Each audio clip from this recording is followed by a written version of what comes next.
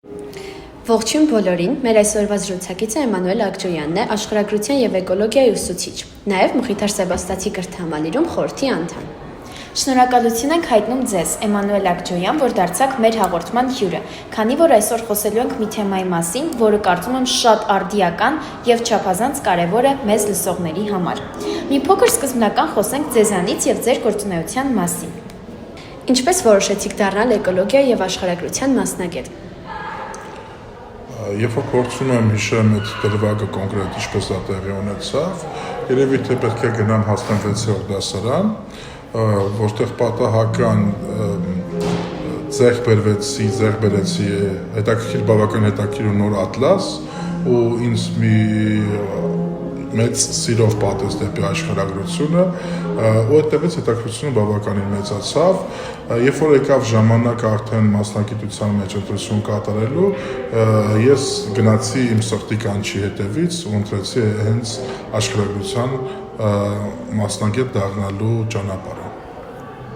Շնորհակալ ենք, իսկապես շատ հետաքրքիր էր։ Մեր հաջորդ հարցն է, ինչ կփոխեք Մխիթար Սեբաստացի կրթահամալիրի կրթության մեթոդի մեջ։ Կրթության մեթոդի մեջ կոնկրետ ինչ-որ բան փոխելու ես առայժմ չեմ տեսնում, որովհետև ինքը հնարավորություն է տալիս անընդհատ նորարարություն, անընդհատ մեթոդների փոփոխություն, այսինքն այստեղ այնպես չի դրված հաստատված կան հստակ տաբուներ, որոնք խանգարում են ստեղծագործ ուսուցչին լիարժեքորեն իր երևակայությունը, գործունեությունը, յամատահաղացումները իրականացնելու, այստեղ ուղղակի պետք է փորձել հասկանալ, որոնք են ավելի լավ ստացվում ու ավելի վատ ստացվում, ամենակարևորը, որ ամեն ինչ պետք է լինի սերունդի մտածողությանը համահունչ։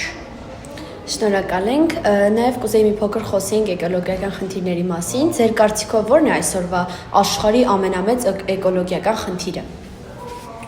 Որպես այդպեսին ես չեմ ցանկանա նշել կոնկրետ որևէ էկոլոգիական խնդիր, խոսքը ֆիզիկական տերույթում եղած խնդրի մասին է, որպես էկոլոգիական խնդիր իսկ առանձնացնել երկու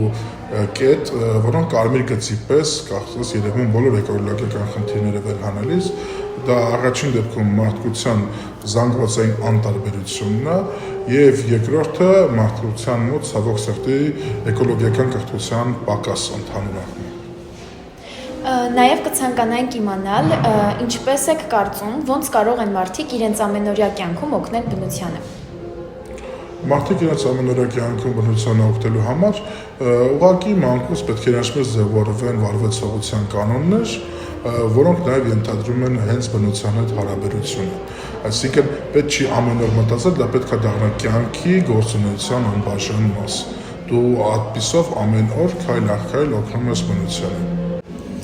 Լինելով էկոլոգիայի ուսուցիչ, ունեք ծրագրեր կամ նախաձեռնություններ, որոնցում ցանկանում եք աշակերտներին ներգրավել, ինչ-որ էկոլոգիական խնդիրներ լուծելու նպատակով, քանի որ գիտեմ, որ կրթահամալիրը շատ լրջությամբ է վերաբերվում էկոլոգիական խնդիրներին։ Ծրագրեր ու նախագծեր իհարկե ինչպես ամեն տարվա համար, այս տարվա համար էլ բազմաթիվ են։ Մեր ուսուցման մեթոդներից հենց ամենակարևորներից մեկը կայանում է նրանում, որ մենք փորձում ենք ուսուցումը կապել իրական կյանքի հետ։ Իհարկե բարձրագույն նպատակը կլինի, երբ որ կրթության միջոցով նաև կարողանանք հասնել որոշակի հարցերի լուծմանը, այդպիսի բազմաթիվ ծրագրեր կան, այդ թվում նաև համագործակցությունը տարբեր այդպիսի կազմակերպությունների հետ, ում հետ ունենք ընդհանուր գաղափարներ ու ընդհանուր ծրագրեր, նաև այնպիսի կազմակերպությունների հետ, որոնց ծրագրերի հետ համահունչ է նաև մեր կրթական ծրագիրը։ Այդպիսիք շատ են։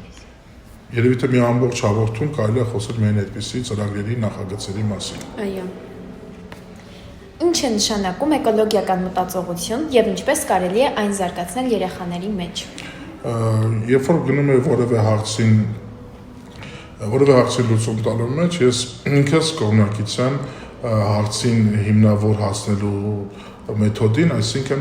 ամեն ինչ սերմանել փոքրուց ու ամեն ինչ կատարել կրթության միջոցով։ Գիտեք, արագ նպատակին հասնելու համար սովորաբար գոյություն ունի երկու մեթոդ, առաջինը խրախուսման, երկրորդը պատժման մեթոդն է։ Կարծում եմ, որ մեր հասարակությունը ավելի շատ պետք է ուղղված լինի խրախուսման մեթոդով նպատակին հասնելու համար ու առաջին հերթին ինքնին հասարակությունը պետք է շատ լավ հասկանա, որ էկոլոգիապես մաքուր միջավայրում ապրելը առաջին հերթին բխում է իր շահից, անկախ իր մասնագիտական գործունեությունից։ Շատ լավ։ Ինչ խորհուրդ կտաք երիտասարդներին, ովքեր ուզում են ձեր ճանապարհով գնալ։ Նախ եւ առաջ երիտասարդներին խորհուրդ կտամ որևէ ուղի ընտրելուց առաջ լավ ծանրակշիռ կերպով դատել բոլոր հետևանքներն ու խոչընդոտները կարան հանդիպեն, իսկ այն սովորողները, ովքեր գնալու են այս ուղղությամբ, ես իրանց կմաղթեմ, որ իրանք այդ ամեն ինչ անեն սրտե եւ ի վերջո երբեք որևէ խոչընդոտի հանդիպելուց հանկարծ չընկճվեն ու հասկանան, որ յուրաքանչյուր խոչընդոտ պետք է այսպես ասած օգնող հանգամանք լինի, ավելի ու ավելի կոփի իրենց կամքը ու ավելի արժևորի իրենց վերջնական նպատակը։ Եվ վերջին հարցը, որը միգուցե մի փոքր տարօրինակ հնչի, բայց վստահ եմ, որ շատ կհետաքրքրի մեր լսարանին, դա հետևյալն է։ Իմանալով, որ դուք այս տարվանից կրթահամալիրի խորհրդի անդամ եք, արդյոք դժվար է նիստերի ժամանակ լուրջ լինելը։ Կառավարման խորհրդի նիստերին անլուրջ լինելը ուղղակի դժվար է, քանի որ նախ քննարկվող հարցերի շրջանակը բավականին կարևոր է, եւ երկրորդը խորհրդի անդամ լինելը առաջին հերթին նշանակում է մեծ պատասխանատվություն, քանի որ դու ընտրված ես խորհրդի անդամ մանկավարժական համայնքի կողմից, ընդ որում ամբողջ մանկավարժական համայնքը ունի միայն 4 խորհրդի անդամի տեղ, դու ավելի մեծ պատասխանատվություն ես կրում այդ ամեն ինչի համար։ Ու բացի այդ